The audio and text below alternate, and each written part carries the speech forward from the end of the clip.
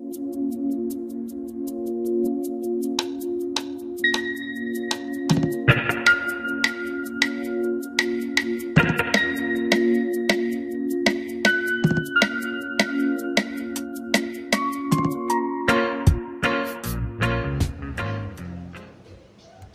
nuevamente desde el Bar El Cairo iniciamos este programa primero del año 2025, Diálogos desde el Cairo. Decimos a nuestros seguidores que también cumplimos un año en enero del 25 de la proyección mensual. Si bien un par de meses hicimos la plancha y no emitimos el programa por este canal de YouTube, que invitamos a sumarse, a suscribirse para estar atento a los videos y reportajes de la revista de Puño y Letra aquí desde la ciudad de Rosario. Abrimos este programa recordando a un integrante de la mesa peronista también que nos ha dejado, que es el compañero, cuyo nombre era Hugo Ares, fue secretario general de la Asociación Bancaria de la Regional Rosario allá por la década del 70. Mandamos condolencias a su familia en este momento y lo recordamos aquí en la mesa de hoy. Le brindamos como homenaje este programa que será emitido a través del canal de YouTube. Luego de este recordatorio saludamos a la mesa. Buenas tardes, Néstor, Osvaldo, Jeremías y Jorge. Vamos a comenzar luego de esta introducción con este año que nos encuentra otra vez con el protagonismo de quien ejerce la primera magistratura, dando vueltas por el mundo. Es decir, nada ha cambiado en este primer año de gobierno, los paseos en avión y los distintos acontecimientos, lo que ha dejado la reunión cumbre en Europa, en fin. Pero aquí en nuestras tierras hay silencio. Desgraciadamente hay silencio de los principales partidos opositores, del gran movimiento, del partido que representa a este movimiento nacional justicialista. Aquí en la provincia de Santa Fe también hay silencio, aunque algunas reyertas por la convocatoria inminente a elecciones de la Convención Constituyente para reformar la Constitución provincial. Vamos, Jorge, entonces, a ver qué es lo que está pasando en la oposición política a nivel nacional, esta gran plancha que hacen la mayoría de los dirigentes opositores. Bueno, como bien vos decías, Sergio, Milei, como se decía cuando estaba Cristina, va por todo y no va a dejar a nadie. No dejó a nadie ya sin meterse. Se metió con la Iglesia Católica, con el Papa, con las minorías sexuales, con los sindicatos. No va por todo y no da un paso atrás. Y lo más grave no es solamente su hoja de ruta, que es clara, que es concisa y es precisa, que es eliminar todos los derechos sociales de los trabajadores ocupados y todos los beneficios sociales también para la gente más humilde y volver a la Argentina de 1880, sino es que la oposición no encuentre un liderazgo claro y conciso y sus líderes, sus principales dirigentes, en vez de ponerse de acuerdo y lograr una síntesis concreta, una hoja de ruta concreta, un nuevo proyecto de país, se están peleando y discutiendo quiénes van primero en una lista de diputado nacional o de concejal, o de convencional constituyente, como el caso de la provincia de Santa Fe, donde ya lo hemos visto cuando en diciembre del año pasado el escándalo que fue el Congreso del Partido Justicialista a nivel provincial y que ha dejado librado al que el señor gobernador es un aliado, entre comillas, muy proscripto del señor presidente, o al menos no ha demostrado ser distinto, reforme la Constitución como le parezca y que ha dejado también libre para que en las próximas elecciones, si la oposición, principalmente el peronismo, que es la principal fuerza opositora a nivel provincial y nacional, no encuentre la síntesis, logre la victoria en las elecciones constituyentes, como decía que son en abril, ya decía vos antes que son en abril, y las elecciones nacionales Milei se hace con la mayoría legislativa, lo cual llevaría a crear una derechización cada vez más del país y, como estamos viendo, de la sociedad, donde Milei los números cada vez reciben más apoyo por parte de la población ante una oposición que no es clara ni tiene logra una síntesis de parte de sus dirigentes, que tendrían que hacer lo que dijo una vez Perón, pensar mal en la patria y por último los ojos.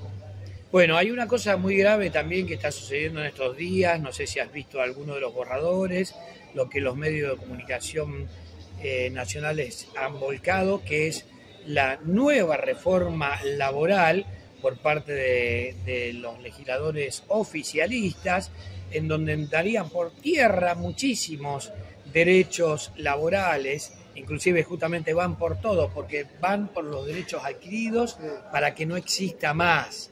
Todo lo que hemos avanzado en la lucha de los trabajadores en estos 100 años en la República Argentina, desde la limitación de la jornada ya por la semana trágica de los talleres Bacena, la lucha por las 8 horas de trabajo, no 12, 14 o 16, como ocurría en aquellos años de comienzo del siglo XX.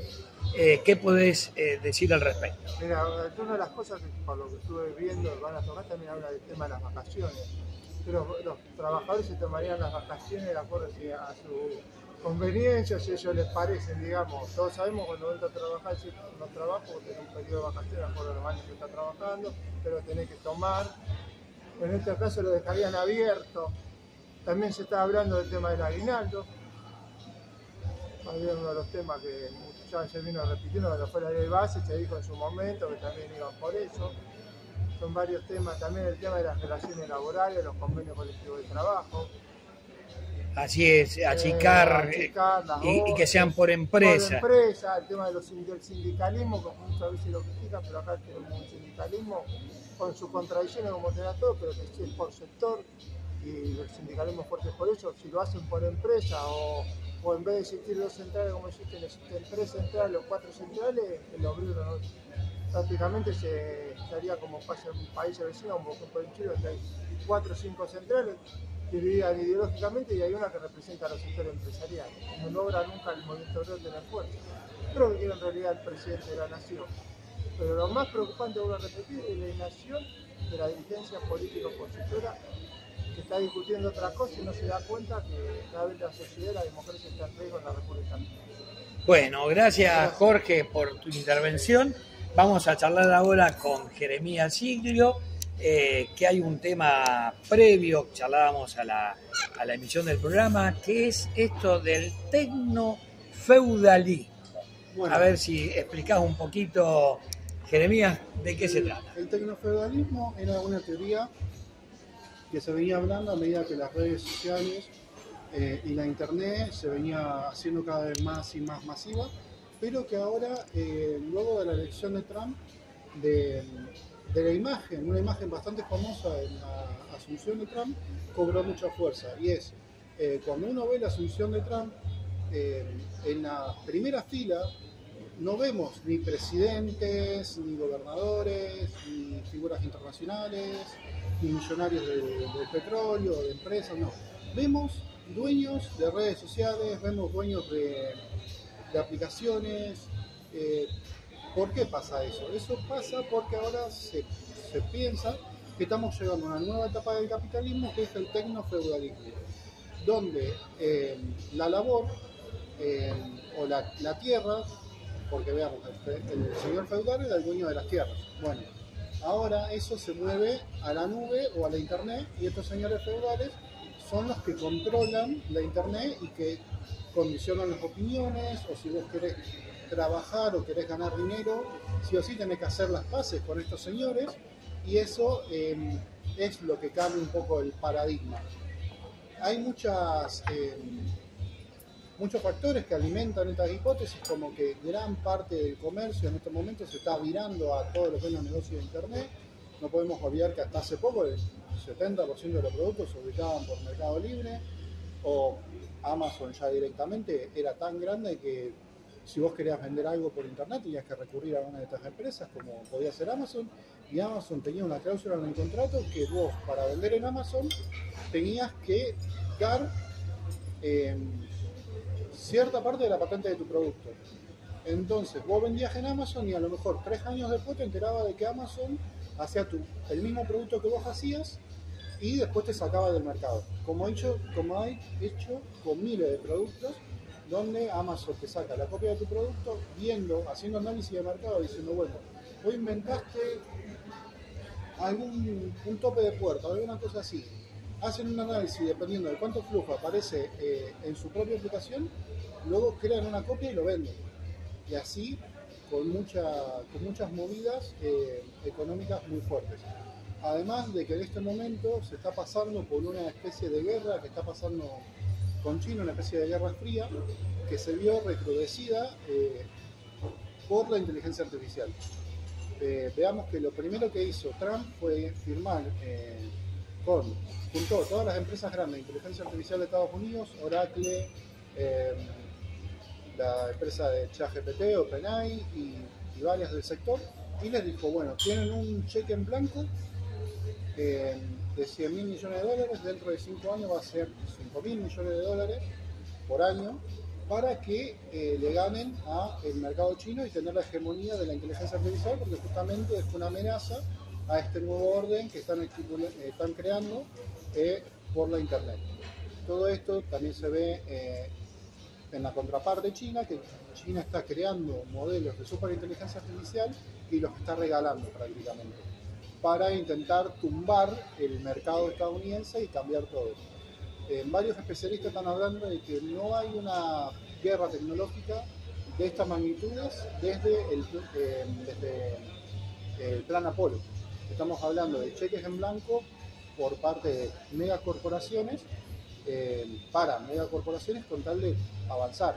Todos sabemos lo que pasó en ese momento. Hubo obviamente avances increíbles para toda la humanidad, pero también hubo muchísimos desafíos. Explotación de derechos, pobreza, todos estos cambios acarrean muchísimos problemas. Podemos ver un poco de esto por parte de Milei. Podemos ver cómo Milei lo primero que hizo fue atraer a Elon Musk. Podemos ver cómo Elon Musk siempre retuitea cosas de Milei, como Milei retuitea cosas de Elon Musk. Lo primero que hizo también fue prometerles Patagonia para que hicieran sus mega fábricas. Lo mismo que hizo Trump, que también promete mega fábricas. Se está hablando de una mega fábrica del tamaño de Manhattan en Estados Unidos, solamente para alimentar inteligencias artificiales. Y eso presenta un nuevo paradigma que hay que estar muy atentos, también a esto de que todo se está pasando a lo digital, todo se está pasando a la nube, y cómo vamos a enfrentarnos a este nuevo orden donde somos todos esclavos de las redes sociales y donde estas pequeñas personas, estas personas que controlan estas redes sociales son los que determinan la opinión, son los que determinan el mercado también, y cómo podemos luchar contra eso, porque podemos decir básicamente, Milei ganó por muchísima ayuda de las redes sociales. Entonces, ¿qué vamos a hacer o cómo vamos a enfrentarnos si en las próximas elecciones a todo el mundo, independientemente de su gusto, le llegan noticias con bias o le llegan noticias que te hacen creer ciertas cosas y que todos esos medios o todo lo que está relacionado está dirigido por estos funcionarios? Así claro, que bueno, la nueva realidad virtual pasado a la creencia popular, ¿no? de realidad en los hechos. Bueno, muchas gracias, Jeremías, por tu intervención. Vamos al aspecto histórico con Osvaldo Dunda, que hoy quiere tocar un tema que siempre ha sido importante en cuanto a las relaciones del Estado, la religión, en este caso la situación de la Iglesia Católica con el peronismo de los años 50, ¿cierto, Osvaldo? Así es, así es. El año 1950 va a marcar una etapa donde el peronismo todavía no era tan fuerte, ocupaba un lugar preponderante dentro de la República como lo fue después. Pero va a ocurrir algo en el año 1950 que va a dar origen, y quiero no equivocarme, al golpe de Estado del año 55. En esa época, año 1950, y anteriormente al año 1950, cuando el general Perón asume la presidencia, el general Perón conoce a Eva. Eva era una actriz y tenía fama, las actrices, en esa época no tenían una buena fama. O sea, eran tratadas como personas de segunda categoría. Daba lugar a este segmento a los actores anteriores al año 40 de Hollywood, que se peleaban, se divorciaban, o sea, atentaban contra una de las principales creencias dentro del cristianismo, como es el matrimonio. Pero se casa con una actriz, Eva, y la Iglesia Católica, la jerarquía católica, no ve mal, y hace alguna especie de guerra callada, pero con muchos discursos dentro de la iglesia, donde un hombre, el presidente, porque acá el presidente, hasta ese momento, siempre perteneció a la oligarquía, excepto uno, dos y Irigoyen, por ejemplo, pero el resto perteneció a la sociedad rural. De repente Perón viene e irrumpe con una mujer que no es de apellido, Evita. Incluso se discutía si tenía padre, se discutía si tenía madre, que no era hija de Eva, sino, o sea, sobre la persona de Eva. Desde un principio empezaron a apurar al general, diciéndole que no se podía casar, pero se casa y comienza una lucha, que va a culminar esta lucha precaria, primitiva, en el año 1950, cuando se va a producir en Rosario el Congreso Eucarístico Nacional. A todo esto invitan al Papa, Pío XII. Pío XII alega que no puede venir. Pío XII la verdad que no viene por los problemas que la Iglesia Católica tenía con el Estado o con el general Perón. En general, entonces, el Papa Pío XII envía a un delegado pontífice. Es Ernesto Ruffini, que luego va a tener un problema con los años, va a pretender ser Papa, va a haber problemas dentro de la iglesia, pero eso va a ser después. Hablando sobre el tema Ruffini llega acá en el año 1950, era agosto del año 1950, es recibido por el cardenal Cayano, por autoridades eclesiásticas, por autoridades políticas como el gobernador Cabeza, y el Congreso se hace en el Parque Independencia. El atrio se levanta en el monumento a Belgrano, ahí se levanta el atrio. Pero va a ocurrir un hecho que va a tocar a la iglesia protestante, este hecho. El Poder Ejecutivo, antes de que llegue acá Ruffini, un comunicado en los medios saca, diciendo esto: el pueblo argentino se arrodilla ante el delegado papal y le da las gracias y le ofrece el calor del pueblo argentino para que él pueda cumplir con el desarrollo y con el mandato papal. Hay un pastor metodista de apellido Sabanes que cuando lee que el pueblo argentino se arrodilla, saca una nota en el diario Tribuna, en el famoso vespertino Tribuna, donde dice: informo al Poder Ejecutivo que yo soy parte del pueblo argentino y no me arrodillo ante ningún hombre, excepto ante el nombre de Dios y de su Hijo Jesucristo. Lógicamente, esto no cayó bien y la Iglesia Católica salió a decir que hasta ocasionamos problemas con los demás credos. A raíz de esta situación, que el peronismo no tenía nada que ver, el problema era contra Eva. Por lógico, a Sabanes, al poquito tiempo, se le allanan la casa y él se da cuenta de que es una víctima. Todo eso va a tener en consecuencia que un monseñor de Santa Fe Tato salga a criticar al peronismo como herejía de la religión católica. O sea, se complica esto, que va a dar paso luego al golpe de 55, porque los que dan el golpe en el momento de septiembre, son todos generales católicos. Uranga, el general Lagos, Videla Balaguer y el mismo jefe de la revolución, Lonán. Hay una categoría dentro de la iglesia, Lonán. O sea, la historia nuestra no solamente está cruzada por el sindicalismo, por el problema internacional, sino por la cuestión cultural y religiosa también.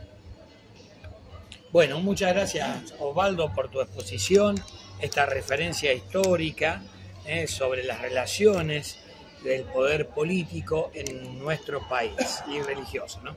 Vamos con Néstor Suleimán, especialista en estos temas internacionales, fundamentalmente en la temática árabe. En estos días tenemos un acuerdo tregua de paz entre el Estado, la resistencia palestina e Israel. También tenemos la situación de Siria, el nuevo gobierno constituido hace muy pocas semanas.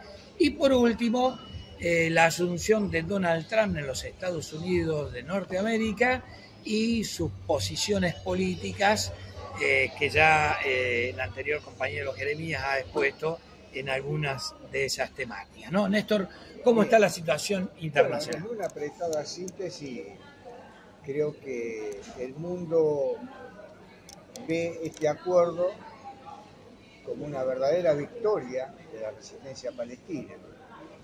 Y esto ocurre habida cuenta que Israel jamás aceptó dialogar, sentarse en una mesa de negociación con la resistencia palestina.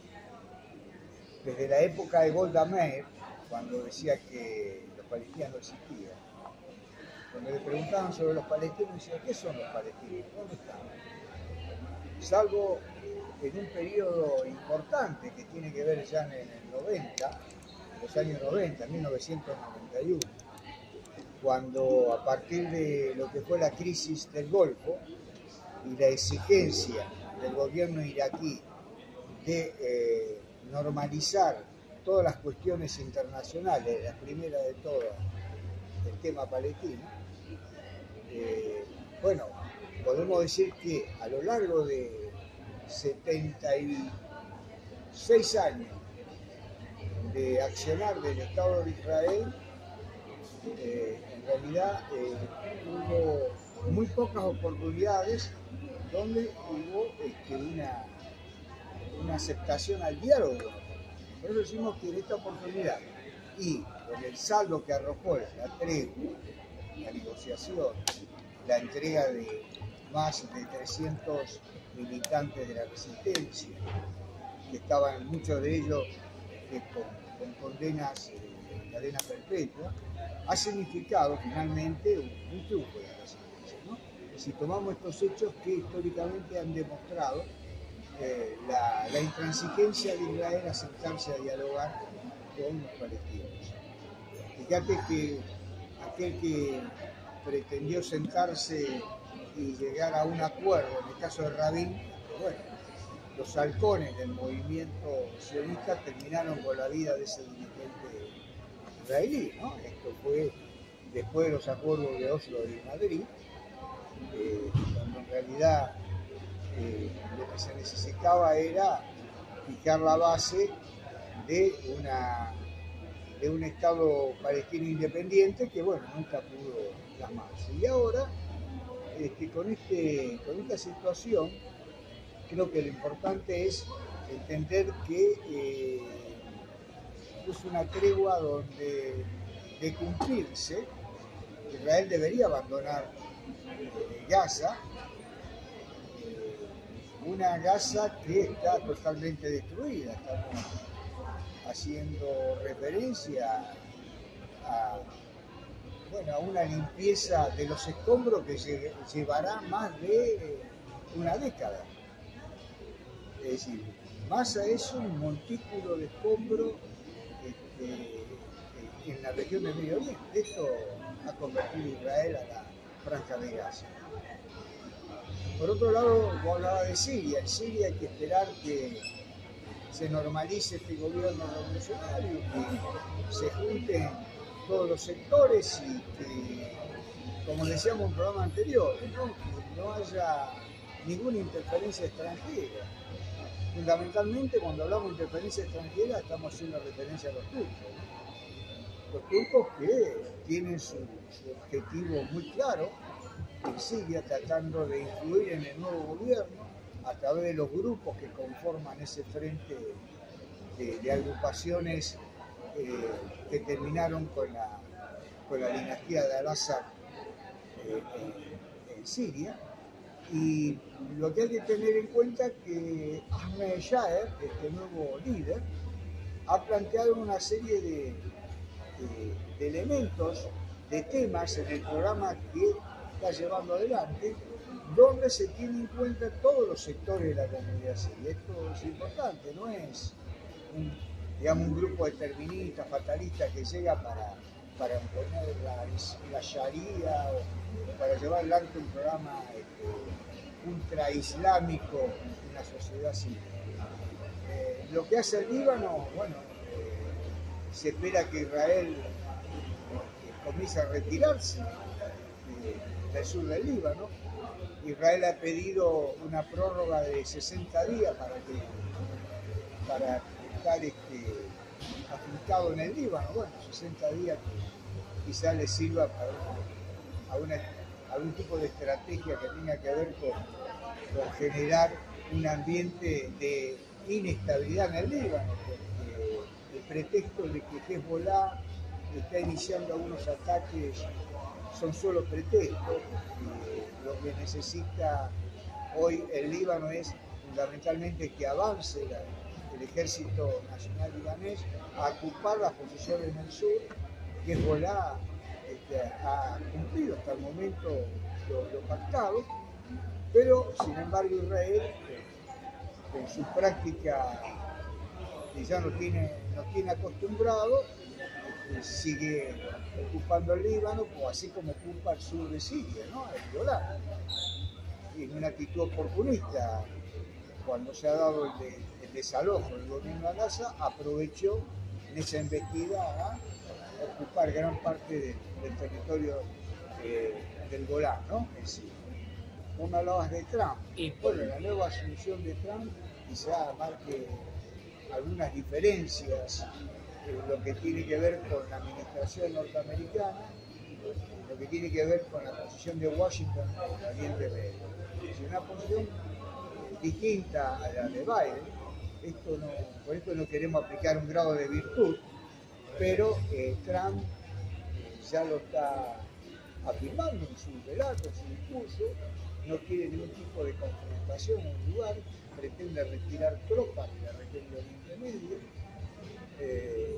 Algo parecido también lo ha planteado en el conflicto ruso-ucraniano en cuanto al apoyo a Ucrania.